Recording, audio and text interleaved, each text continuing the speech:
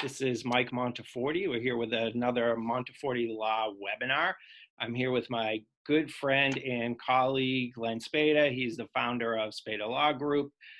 We're going to talk a little bit today about Len's practice and how his firm is handling all of the changes due to the pandemic that we're all dealing with and have been in the midst of for the last several months. For anybody tuning in that doesn't know me, my name is Mike Monteforte. I run a small elder law and estate planning firm in Wilmington, Massachusetts. I deal exclusively with estate planning and elder law. However, I do have a network of attorneys that practice in various areas. And again, Len is a good friend of mine, colleague of mine. He is someone that I trust completely with referring clients of mine over to, and I thought it'd be a good idea to have him come on with us today and talk a little bit about how his procedures have changed and evolved in the midst of the COVID-19 pandemic. So Len, if you wouldn't mind just telling a little bit about yourself and a little bit about your practice first, that would be great. Okay. Well, thank you, Mike, for having me. I really appreciate the opportunity to come on and discuss my practice and how we've altered our behavior and, excuse me, and practices because of the pandemic. And, there have been quite a few changes. Let me give you a little bit of background on myself. Our practice is exclusively personal injury law. I've been practicing for 29 years. I've been on my own with my own law firm since 1998. Prior to that, I was an assistant district attorney. I was a prosecutor in Boston. I got a lot of trial experience there, and then went on to work for a large firm in Boston doing insurance defense work, which means complete opposite side of what I'm doing now. I defended insurance companies and individuals who were being sued by lawyers like myself who represent injured people. So I got a great background learning how insurance companies operate, how they value cases, how they settle cases, why they try cases. And that experience was invaluable. And I always liked the challenge of being on the other side. I grew up in the city. I'm a city kid. I grew up in East Boston. Always loved representing the underdog. So getting away from representing big insurance companies was a pretty easy thing for me to do. And I've really loved what I've been doing since 1998. Again, our practice is exclusively personal injury law. We do nothing else. And we've done nothing else since 1998. So it's really a specialty of our firm. And we handle car accident cases, slip and falls, medical malpractice claims, workers' compensation, premises liability cases, meaning somebody is injured in a commercial establishment while they're shopping or while they're visiting a commercial establishment, things of that nature. We have a staff of 6. We have 3 case managers. Our case managers are individuals who act as paralegals. People have a better understanding of the term paralegals, but case managers who have actually worked in the insurance industry as an adjuster, insurance adjuster.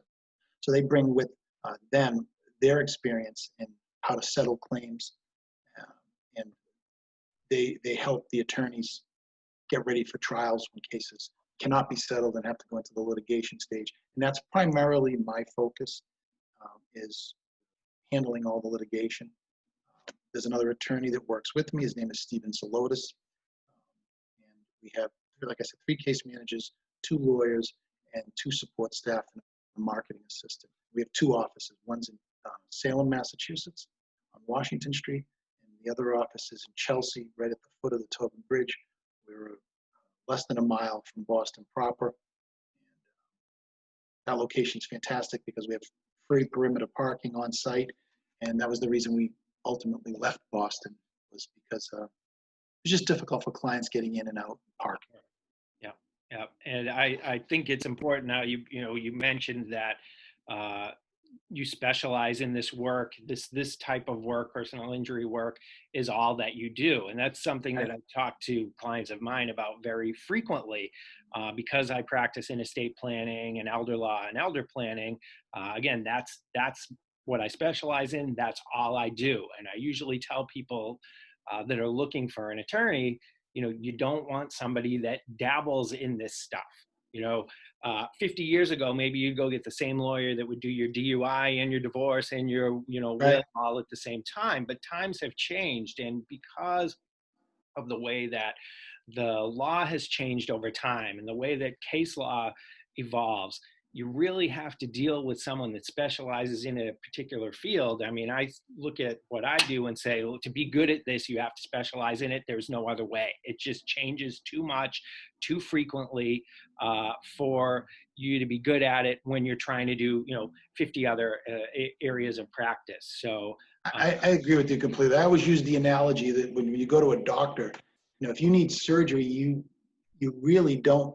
You're not looking for a surgeon who does a gallbladder once in a while, does some other types of surgeries, does a little brain surgery. I mean, you don't do that. So I'm being facetious and I joke, but when you have an issue, you want to know that that practitioner, whether it be a lawyer or a doctor, has done something almost exactly like your situation or very close many, many, many, many, many times. Because with specialization comes competence. And if you continue to do a particular area, there are people, small practitioners who do a variety of areas of law. And I'm not saying they're not good lawyers, but it's just you're paying a lawyer to get up to speed on an area that he or she may never have spent any time on. That's your time and money. So right. you're paying them to get educated in a particular area. And also I just think that you get a better level of service and you get a better product by someone who's, again, you do something for 20, 30 years, and that's and I always joke, I'm like, if you've been doing it for that long and you have not been doing it well, you're out of business. Right. You cannot continue to be bad at something for 29 years or 20 years or whatever and continue to have a viable business. And so it behooves everybody to, I think, seek out somebody that's specialized in that. And people come to me, and if they're looking for elder law advice, I mean, could I pick up books and spend hours and hours and try to get a rudimentary understanding of what you do, Mike? Maybe. Right. Maybe, but it's a lot easier to say, listen, I have a really good friend and colleague that's all he does. He's really good at it. I think that's the better road to take. I agree. And I do want to talk a little bit about how your practice and your procedures have changed in the midst of the pandemic. The way that we traditionally had done things at my office is when, somebody calls and makes the appointment and then they come in and see me and we sit down and talk. Right. And during the midst of the pandemic, we had to make some changes and started doing appointments through Zoom calls or even phone calls or conference calls at times. But now that things have started to, lighten up a little bit, yes, we are still concerned with safety for ourselves and for our clients. But because I practice in elder law, I have some clients that just don't have the capability to do something like a Zoom call unless they've got somebody that can come and help them do it. They're really left only with the option of, coming in to see me because they just don't have the capability or the technology to do this. Yeah. So we've got kind of this, multi-pronged, options for our clients now that things have started to open up a little bit where, yes, we're trying to do things by Zoom whenever we can. And for clients that want to do it that way, we can do it, start to finish that way. But we also have procedures in place now for clients that need to come in where we're dealing with masks and social distancing and sanitizing, that sort of thing as well. So, Len, if you wouldn't mind just talking a little bit about what you were referring to before as TeleLaw and how you're able to work with clients that way. And then what do you do with clients that maybe for one reason or another aren't able to Sure. work with the tech stuff and still want to come in and sit down? So if you could kind of touch on those things, Okay. I think that'd be Absolutely. Well, the term, unfortunately, this pandemic has made the term telemedicine so well known. Everyone's, during the pandemic, routine medical visits were, you couldn't get them. And everybody was talking about telemedicine. So people have a really good understanding of what that is. You can visit your doctor or your PCP via telemedicine, go over symptoms. They can make suggestions. They can actually look at you. But unlike telemedicine, where you must go to the doctor sometimes. I mean, there are things that cannot be done through teleconferencing with medicine. MRIs, surgeries, X-rays, Right. etc. Lots of things. We found, and we've sort of not coined the term, but we're using it a lot, TeleLaw. Unlike medicine, and in the area of practice that I'm in, I can virtually guarantee a new client that we can handle from beginning to end their entire legal matter without them having to have an in-person visit with us, go to court, meet with insurance companies, or anything. So what we've done in our office is we've invested in equipment, teleconferencing equipment, state-of-the-art video cameras and TV screens and audio equipment, so that when a client or a potential client wants to meet with us, they're able to literally feel like they're sitting in my conference room. Staff can be there. The camera moves, the camera zooms. It's a really, really interactive experience. So with the purchase of the equipment that we have, we're now meeting clients through Zoom. We're taking on new clients through Zoom. And we're even, during the 60-day period, last 60 or 70 days, we've been able to conduct depositions, which is something that happens during the litigation stage if a case doesn't settle and you have to go to, you have to file a lawsuit. The preliminary stage, the question and answers are a deposition. Some people might not know what that is, but it's usually an in-person question and answer session with lawyers. We've done those through Zoom, really effective. It went really well. I was so happy. I mean, it's like I didn't have to leave my office. My client didn't have to leave their house. We also were able to successfully wrap up a very large case, very substantial case, by using mediation. And again, mediation is an alternative dispute method where you don't have to go to court. You sit with the mediator, parties try to negotiate. That's all has historically all been done in person. We're in a large conference room where the client and myself at some point have to leave and go into a separate conference room, and the mediator shuffles back and forth, trying to bring the sides together. We did all of it through Zoom, and it was so effective. We had private breakout rooms. We were able to look at documents and exhibits. And in fact, the state of Texas just did its first, the country's first jury trial by way of Zoom, which is, I don't think we're going there, but my point is that we're now capable of having a client be well represented from beginning to end by Spada Law Group without ever stepping foot in the office. For those clients, and I have fewer of them than you do, given probably the age, of your client population versus mine, we haven't run into that, but we are prepared. We are open. We are stressing open by appointment only.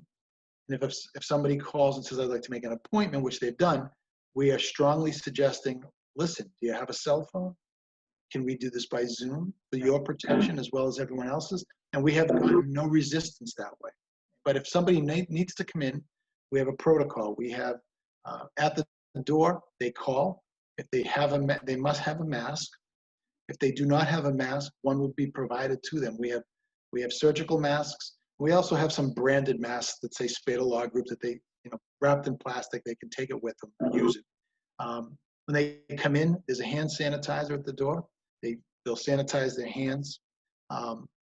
If they're speaking to someone at the front desk, we have, the ubiquitous sneeze guard that's, everywhere now. We have a sneeze guard. We take them into a conference room where our conference room is large enough that we can social distance. It's a very large conference room. We sit at opposite ends of the table. The pens that they use to sign anything are used once, and they can either take it with them. It says our name on it. You've seen people with pens, and they leave with them, or it gets tossed. Right. And we have cleaning protocols in the office where every 2 hours, all touch points are wiped down, Lysoled up, And so we're doing the best we can. We also cleaned our filters and our air, our air handlers so that we, you know, what we're learning now about the virus and how it's transmitted, we keep our air handling and circulation as clean as possible. So we're as safe an environment as we can be. And our staff wears masks. And that's the best we're doing the best we can. So far, so good. Yeah, agreed. We're in that same position where, like you said, we're all kind of adjusting to, the new normal. It's a term I keep hearing lately, the new normal. This is, everybody kind of adjusting to be able to deal with these different situations. We're doing the same thing at our office as well. One of the things that I hope we take away from this is, even once we kind of do get back to normal as far as lawsuits and the court and things like that, I'm hoping that the rules are going to still allow us to do as much as we can this way. Like you mentioned, video depositions or mediation, and being able to do that by video instead of having to go and sit in a conference room. I think that's amazing. Well, one of the things I forgot to mention is that in addition to doing depositions and mediations and meeting clients, we've also been able to conduct court hearings. I mean, the Massachusetts court system has been woefully behind the rest of the country in the availability and accessibility of teleconferencing. I mean, it's a colossal waste of everyone's time for me and my client to drive to Superior Courthouse in Massachusetts, take an hour drive in traffic, sit in court for an hour while we listen to other litigants argue their claims in front of the judge, get to the judge on a pretrial conference or something, a small hearing, spend 5 to 10 minutes in front of a judge making our case, get back in our car, pay parking, drive an hour back to our office. For what? It makes no sense. I think as a society, I mean, defense attorneys who bill by the hour might hate it because they bill from the moment they leave their office to the moment they get back to their office. But it's an inefficient use of time. It's detrimental to our environment. I mean, there's so many benefits to having, and we're all more efficient. I can be working on a client's case right up to the time I have to speak to a judge. And then, while I'm waiting, I can be working as opposed to driving in traffic. And I can be assisting another client who has needs. You can be helping another client who has needs. So I think, and in fact, I've had conversation, you get to be a certain age. I won't tell you my age, but you get to be a certain age, and you have friends who are judges, okay? So I have several friends, very close friends, and former colleagues of mine and my partners of mine who are now judges, and I talk to them regularly, and I've been told by them that they've been fast forwarding the use of Zoom and the technology infrastructure in the courthouses to accommodate that. I have a hearing in the next couple of weeks that's going to be done, through Zoom. I'm going to have my clients at home, myself at my office, the judge in his chambers, and we're going to be able to, and defense attorney at their office. None of us are leaving where we are. We're all taking care of ourselves health-wise, and we're getting the exact same service. We're getting it done. Now, courts will open, jury trials will continue, but for everything but the ultimate jury trial at the end, which very small percentage of cases actually get there in the civil arena, it's not necessary. Right. It's really not necessary. Right. So I think the courts, I think what you said, this is a wake-up call. It's an unfortunate wake-up call, but we will never go back to normal. We will never go back to normal. Cancel this. Hold on a second. All right. I apologize. Something's popping up on my screen. I'm getting better at this, Mike, but I haven't perfected it. So yeah, I think we'll never go back to the way things were before. You'll never, normally in a given day, 40,000 people walk through the courthouses of Massachusetts every day. Yeah. That's almost 250,000 people a week walking through courthouses. That won't happen. We won't see that again. In my lifetime, we won't see that again. And that's fine by me. Let me ask you one other thing. Now, even prior to the pandemic, one of the things that we tried to do at my office for clients that like to use technology is everything from the agreements that the client signs to hire us through the intake form that they fill out. We're able to accomplish that electronically for clients of ours that want to e-sign. Now, not talking about their estate planning documents like wills and things like that. We still need wet signatures on those, but simple things like, again, documents that we use to hire us or ways for them to give us their family tree information. We're able to do that electronically. And we've done that, prior to the pandemic, but we found it especially useful during this time. If somebody reaches out to you and is looking to hire you for their case, are you able to do some of that stuff through email or electronically, or are you having to mail documents back and forth so that you can accomplish it without them having to actually come in and set foot in the office if they don't want to? Yes, we are. There are no wet signatures required at all. We're doing everything via DocuSign. When a new client calls us, we'll have a Zoom meeting. I think it's really important to have a Zoom meeting, not just a phone call.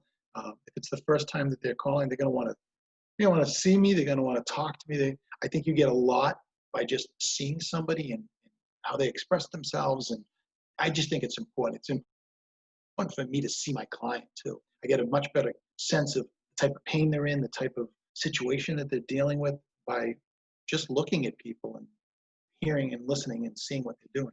But no wet signatures. The entire intake is conducted by either myself or a case manager via Zoom. We compile all the information we need. While we're still in the Zoom meeting, they'll get a DocuSign document that will, if they agree to hire us, the contingent fee agreement, which is the agreement that memorializes our relationship for handling the case, they can sign that. Even medical authorizations, we need to get our clients' medical records in order so that we can persuasively argue their case to insurance companies or courts or whatever. There was some initial pushback by providers and hospitals that they don't want e-signatures through DocuSign. They want a wet signature. We're finding less and less of that. We have some providers like Leahy the other day that wanted a copy of the person's identification to go with the e-signature. That's easy. All right. Client takes a picture of their license, they email it to us, and we're done with that. So no, there's no requirement for them to come in and sign anything. When we settle cases, we can FedEx a check to them. We're not comfortable wire transferring money at this point, and we don't see the need for it. Check comes in, it gets deposited into our trust fund account, and we issue checks. They don't even have to come in for that. I miss seeing clients for that because it's usually nobody's happy at the end of a personal injury case because they got hurt. No amount of money usually compensates for that. But if we do a good job and the client's satisfied with the result, it's always nice at the end of a relationship to see somebody in person. And you probably can relate to this. I'm an Italian guy. We like to handshake and give hugs, and that's something that I never realized how much I would miss with all this social distancing. Sure. I'm a hugger. I'm a handshaker, and I like that. I like that human interaction, and I miss that.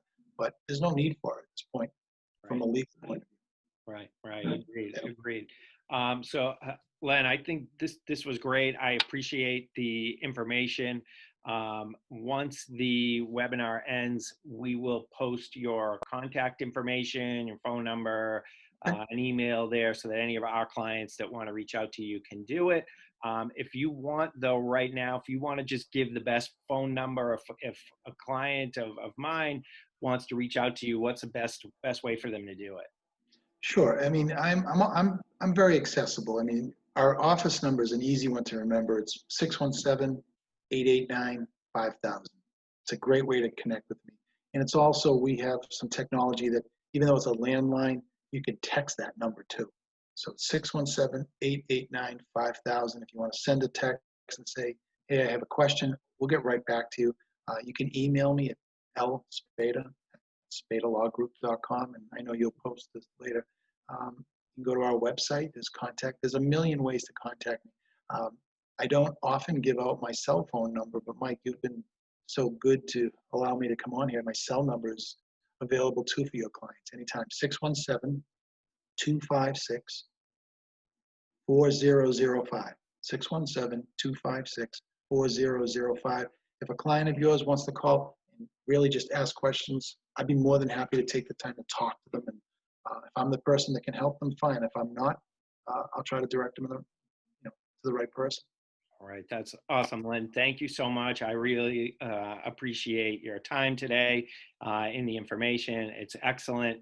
It just to reiterate, I make sure that the lawyers that I work with or that I refer clients to are people that I know I can trust, people that I consider friends, and that I know are good at their craft. And for me, for personal injury matters, you're always going to be my go-to guy, and I appreciate it. Appreciate it.